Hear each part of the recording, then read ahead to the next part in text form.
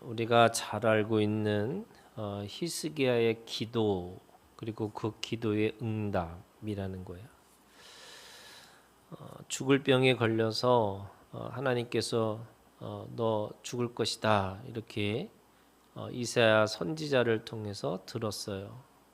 근데 그거를 듣고 히스기야 왕이 기도를 합니다. 그리고 그 기도를 통해서 하나님이 응답해 주셔서 15년을 더 살게 되는 거죠.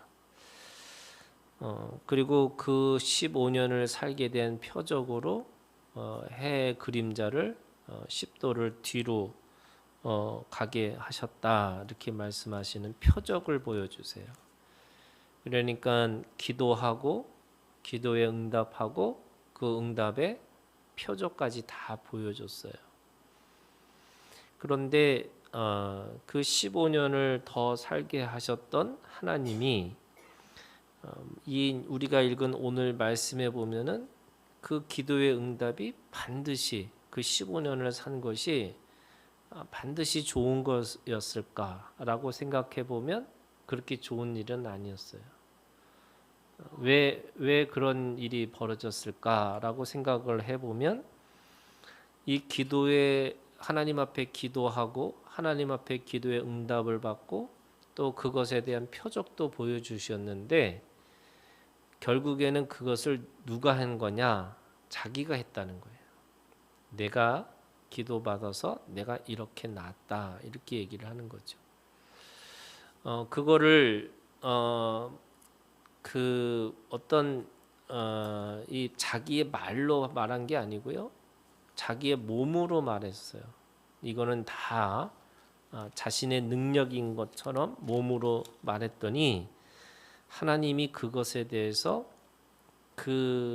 이 히스기야에 대해서 심판을 하세요. 그러니까 결국에는 15년을 산 것이 본인으로는 더 오래 살았다 이거였지만 하나님의 나라의 입장 또는 남유다의 큰 관점에서 보면은 그렇게 좋은 일이 아니었다라는 것을 알 수가 있어요. 그럼 하나님이 왜 이제 우리가 그런 거죠. 하나님이 왜 기도를 들어주시고 왜 또 그 기도의 결과가 왜 이렇게 이 좋은 결과가 있지 않았을까라는 것을 오늘 말씀 속에서 우리가 찾아보는 거예요. 첫 번째 히스기야가 이 이사야 선지자의 말을 듣는 거죠. 뭐라고 얘기했냐면 20장 1절에 너는 집을 정리하라 네가 죽고 살지 못하리라 이 말씀을 들었어요. 여러분 하나님의 말씀은 1.1획도 틀린 게 없죠. 또 하나님의 말씀은 반드시 이루어지는 거예요. 그런데 오늘 그 말씀이 그대로 이루어지지 않고 하나님께서 돌이키셨다 이렇게 말씀하세요. 그러니까 이 해가 10도가 뒤로 가는 것만큼 이게 엄청난 그 기적과 같은 거죠. 이 말씀을 하셨음에도 불구하고 자기 스스로 그 말씀을 지키지 않으신 거예요. 왜 그랬을까라고 하니까 첫 번째가 이 히스기야의 기도가 뭐냐면 낯을 벽으로 향하고 이렇게 낯을 벽으로 향한 기도를 드렸다 이렇게 얘기합니다.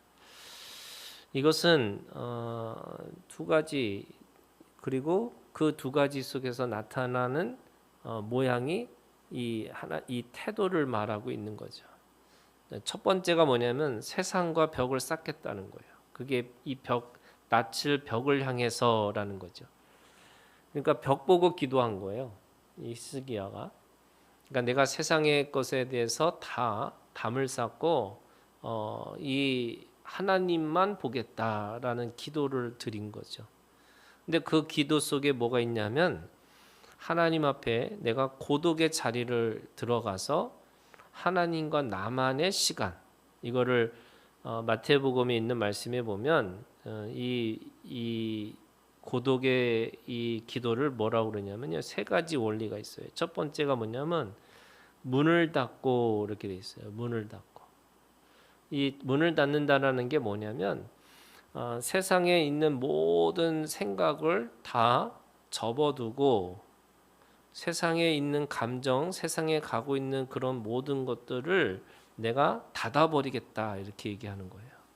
그러니까 대부분 사람들이 세상의 것들을 가지고 와서 기도하는 거잖아요. 지금 이 히스기야도 자기가 죽을 거라고 하니까 사실은 죽음에 대한 이야기를 해야 되는데 이 하나님 앞에 벽을 향해서 기도하겠다 이 말은 세상의 것의 모든 것들을 다 문을 닫고 내가 하나님만 보겠다라고 하는 이 첫 번째 원리인 거예요. 두 번째는요. 그 마태복음에 있는 말씀에 보면 은밀하게 이렇게 돼 있어요. 이 은밀하다는 게 뭐냐면 하나님과 나만의 둘만의 시간인 거예요. 우리가 관계 안에, 상황 안에, 사건 안에 수많은 언어들이 있어요. 거기에 수많은 언어들 때문에 내가 상처받고 내가 어떻게 이거 뭐죠? 하나님이 너 죽을 것이다 이 말씀 듣는 순간에 나는 수만 가지 생각이 떠오르는 거죠. 여러분 사람들이 뭐라고 했어요? 이 죽음의 선포라는 게 하나님이 말씀하셨기 때문에 이 고대의 얘기로 하면은 신탁을 받은 거잖아요. 내가 너 죽을 거야라고 하는 신의 명령을 받은 거니까 이거는 어떻게 할 수가 없는 상황인 거예요. 그런데 히스기야는 그 속에서 하나님과 나만의 단독의 자리, 그 속에서 하나님 앞에 내가 묻고 내가 듣겠다고 얘기하는 거죠. 세 번째는요. 우리가 그 마태복음에 있는 말씀에 보면은 문을 닫고 은밀하게 하나님 아버지라는 거예요. 그러니까 아버지예요. 여러분 아버지에게 간구하는 거예요. 우리가 가지고 있는 믿음이라는 것이 어떤 거냐면 하나님을 하늘에 있는 분, 창조주로 보는 게 아니고 그분을 아버지라고 하는 믿음으로 보는 거예요. 그래서 그분이 나하고 상관없는 분이 아니라 나와 생명관계이신 하나님 아버지. 그러니까 지금 예를 들면 고대의 이 종교의 관점에서 보면은 여러분 하나님 신이라는 존재가 창조주라는 신이 나에게 말씀을 하세요. 너 죽을 것이다. 그러면 죽어야 되는 거예요. 그런데 그 지금 히스기야가 이 낯을 벽을 향하여라는 마음속에 뭐가 있냐면 하나님은 아버지이시라는 거예요. 그러니까 그 아버지의 믿음을 가지고 지금 뭐 하느냐? 3절에 이렇게 있어요. 여호와여 구하오니 내가 진실과 전심으로 주 앞에 행하며 주께서 보시기에 선하게 행한 것을 기억하옵소서. 그러니까 하나님 아버지 기억하라는 거죠. 기억해 달라는 겁니다. 그러면서 뭐라 그러냐면 그 기억하옵소서 하고 히스기야가 심히 통곡하더라. 여러분 이 통곡이라는 게 이게 울부짖는 거잖아요. 그러니까 하나님 앞에 하나님 아버지 앞에 울부짖는 거예요. 그러니까 울부짖으니까 아버지의 마음이 움직이는 거죠.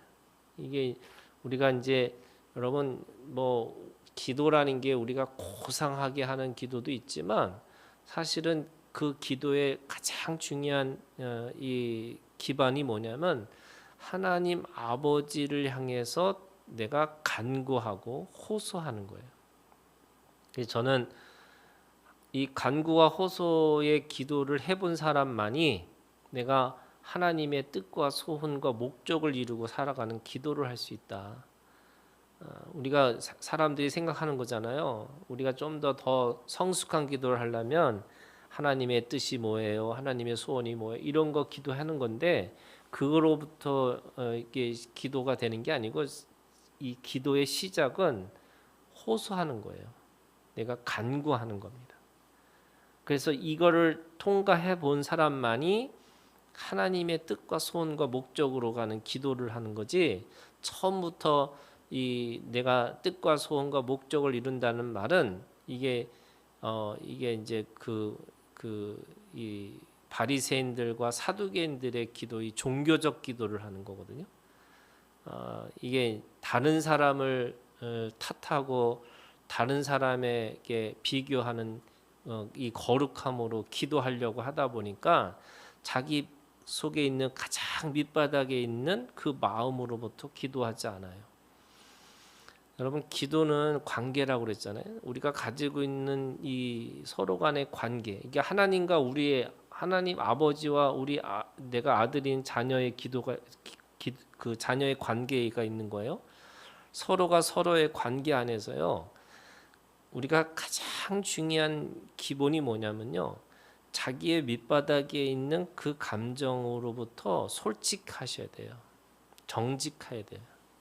그런데 사람들이 뭐부터 배운 거냐면 이게 가면을 쓰거나 또는 그 자기의 바닥을 보기 싫으니까 자꾸 다르게 표현하고 다르게 반응하고 살아가는 거예요.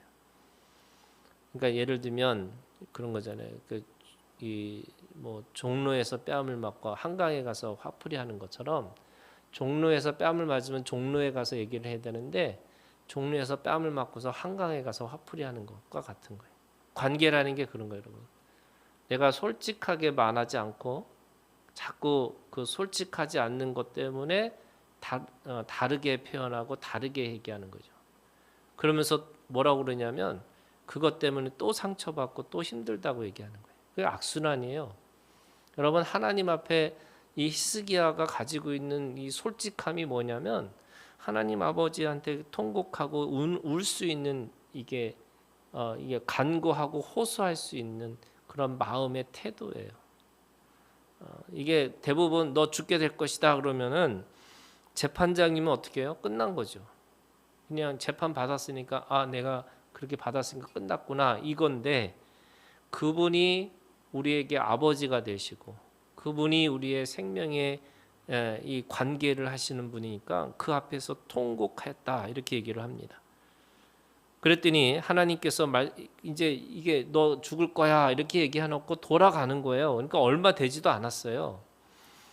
이사야가 4절 성읍 가운데까지도 이르기 전에, 그러니까 아버지의 마음이 그런 거죠, 여러분.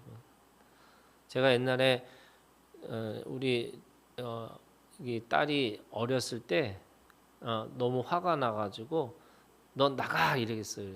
이게 잠옷만 입고서 겨울에 이 밖으로 나가게 됐어요. 그런데 순간적으로 그 나가면 애가 감기 걸리고 또 아플까봐 1초 만에 들어와 이렇게 얘기했거든요.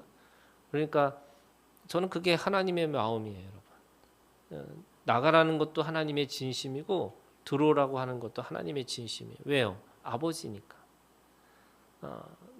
그 잘못에 대해서는 벌을 주고 싶지만 그 벌을 통해서 생명까지 또는 그 관계까지 끊어지기를 원하지 않아요.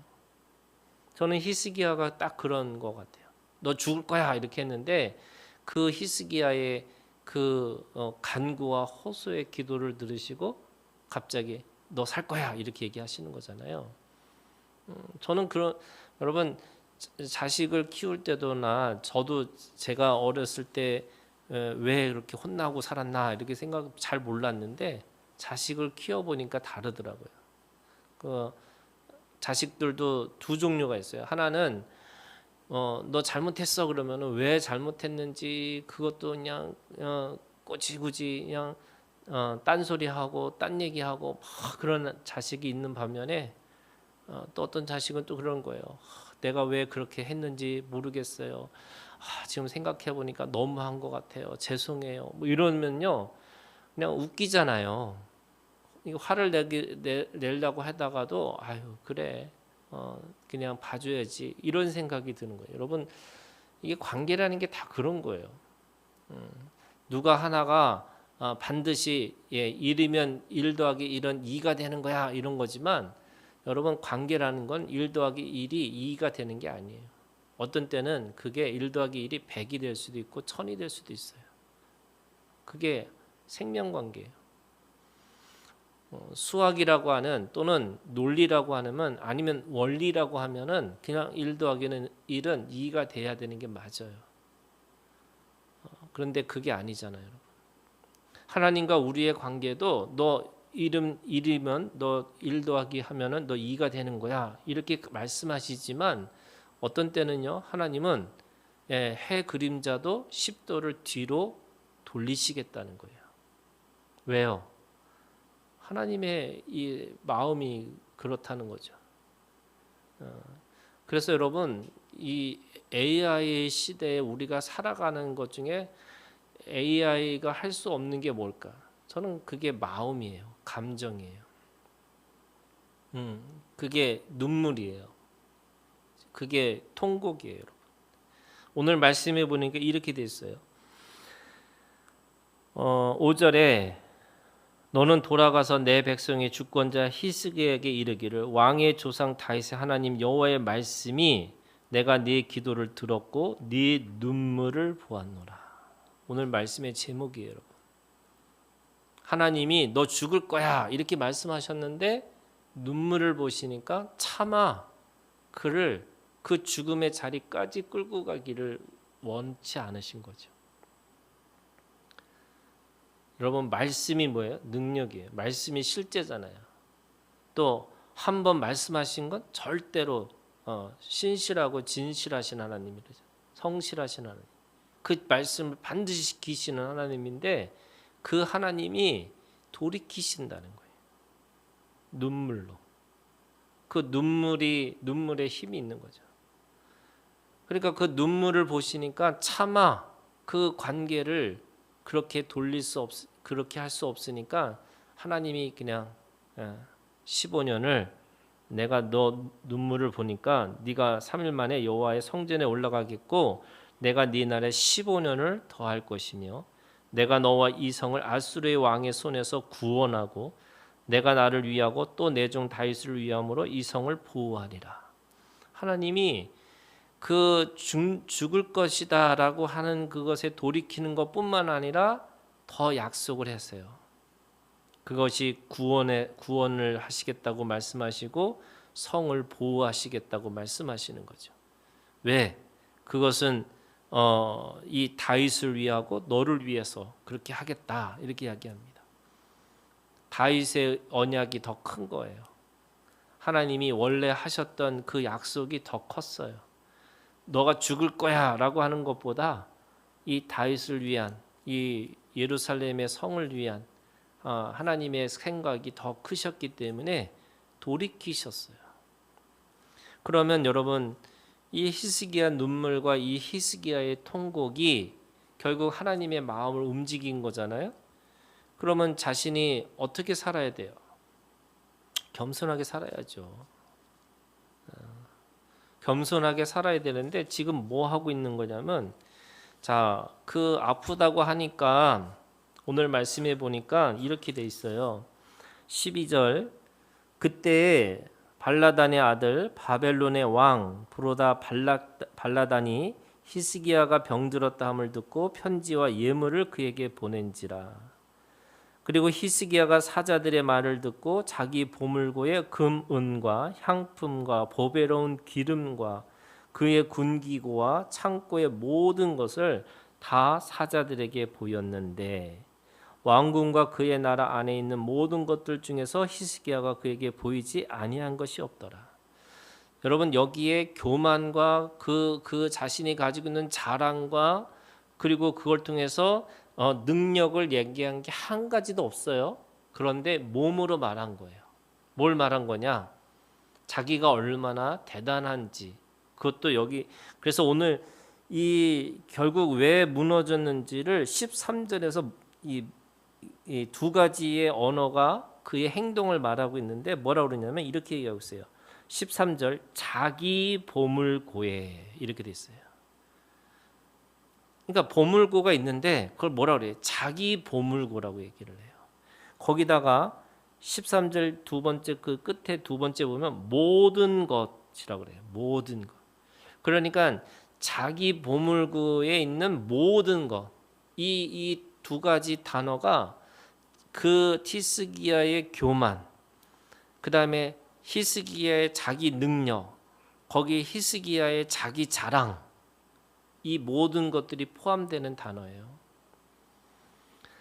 하나님 앞에 죽을 거라고 했지만 통곡하고 눈물 흘리면서 하나님 앞에 이게 이 하나님의 마음을 바꿔 놓은 거잖아요.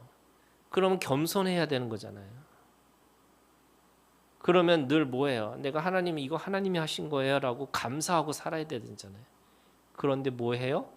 사람들에게 이방의 나라의 사람에게 뭘 하고 있냐면 그거를 자랑하고 있어요. 자기 보물고의 모든 것을 다 보여줬더라 이런 거예요. 그랬더니 이 이사야가 뭐라고 하냐면 14절 선지자 이사야가 히스기야 왕에게 나와 그에게 이르되 이 사람들이 무슨 말을 하였으며 어디에서부터 왕에게 왔나이까. 히스기야가 이르되 먼 지방 바벨론에서 왔나이다 하니 이사야가 이르되 그들이 왕궁에서 무엇을 보았나이까 하니 히스기야가 대답하되 내 궁에 있는 것을 그들이 다 보았나니 나의 창고에서 하나도 보이지 아니한 것이 없나이다 하더라. 적에게요 다 보여줬어요. 적에게 자기의 가장 밑바닥에 있는 그 모습을 보여준 거죠. 자기가 얼마나 대단하고 자기가 얼마나 위대한지를 보여주고 있어요. 눈물 짜고 내가 하나님 앞에 그 통곡하고 이랬던 마음이 하나도 없어졌어요. 그냥 15년을 살았다라고 하는 것 때문에 그냥 그 자신이 다 자기가 자기의 능력으로 그것을 했다고 착각하고 살아가는 거예요. 그랬더니 16절 이사야가 히스기야에게 이르되 여호와의 말씀을 들으소서 여호와의 말씀이 날이 이르르니 왕궁의 모든 것과 왕의 조상들이 오늘까지 쌓아두었던 것이 바벨론으로 옮긴 바 되고 하나도 남지 아니할 것이요. 적에게 다 보여준 거 다 바벨론으로 다 빼앗길 것이다. 뿐만 아니라 왕의 몸에서 난 아들 중에서 사로잡혀 바벨론 왕궁의 환관이 되리라 하셨나이다.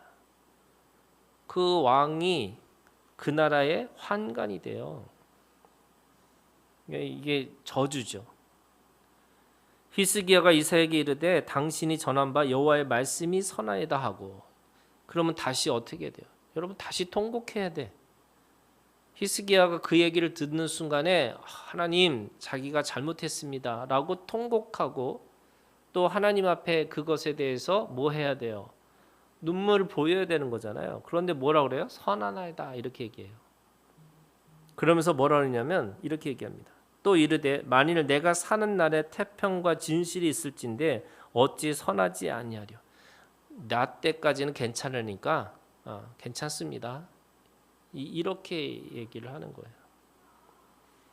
그러니까 여러분 우리가 히스기야의 기도가 기도해서 15년을 더 살았습니다. 여기에 관점이 있는 거잖아요. 근데 여러분 15년이 뭐예요? 죄 짓는 시간이 된 거예요. 미안한 얘기지만 빨리 가셨어야 되는 건데 이게 15년을 더 살아서 더 죄를 지은 거예요.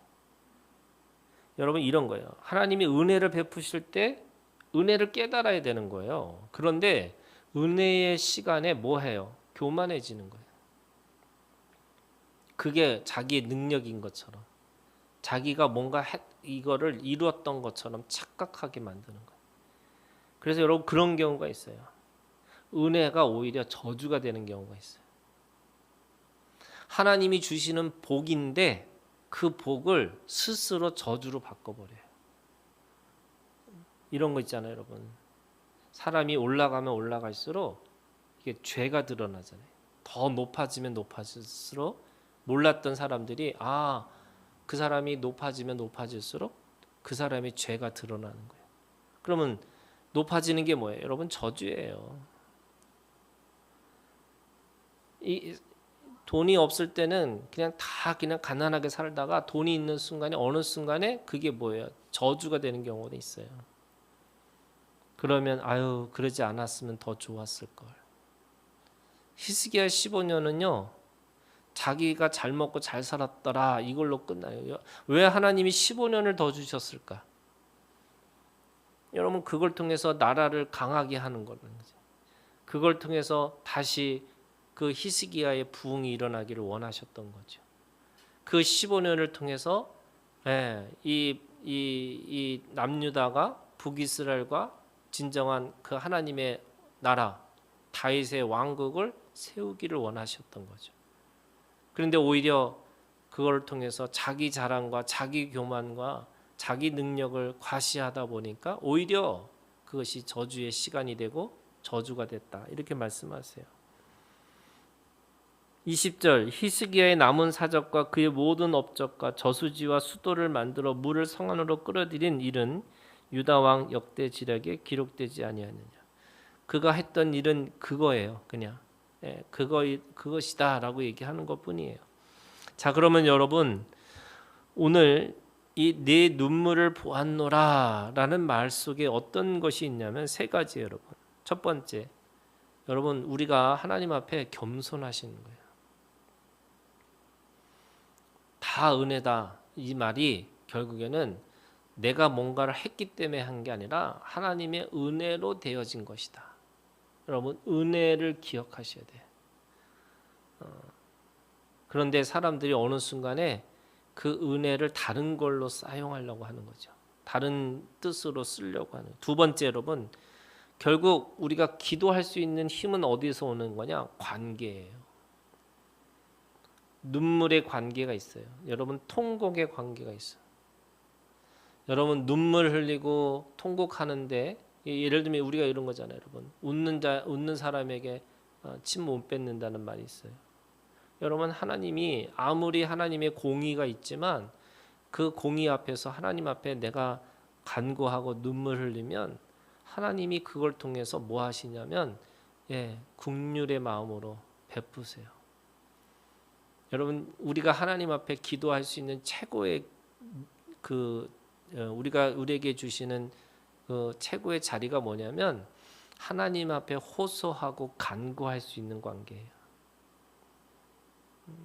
그냥 그것으로 끝난 게 아니고 하나님 앞에 내가 눈물로 간구하고 호소할 수 있는 관계다. 그런 의미에서 은혜예요, 여러분. 여러분 은혜가 뭐냐? 늘 우리 앞에 하나님 앞에 감사할 수 있는 삶의 태도죠. 내가 뭐 할 수 있는 능력이 아니라 하나님의 은혜로 되어진 것이다. 그런 의미에서 눈물을 흘리는 이 관계, 하나님 앞에 겸손하고 관계하면서 은혜를 기억하는 오늘 우리가 되기를 주님의 이름으로 축원합니다.